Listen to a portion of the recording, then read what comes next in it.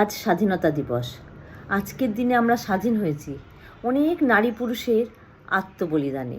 আজ বাংলার বুকে বসে স্বাধীনতার দিবস নিয়ে কিছু বলতে গেলে বা ভাবতে গেলে মন বড় ভারাক্রান্ত হয়ে পড়ছে। বারবার চোখের সামনে ভেসে উঠছে স্বাধীন দেশের সেই বাবা মায়ের আর্তনাদ, যে নারীরা পুরুষদের সঙ্গে সমান তালে পা মিলিয়ে স্বাধীনতা এনেছিল। আজ সেই নারীরাই বিকৃত পুরুষদের হাতে বলি প্রদত্ত।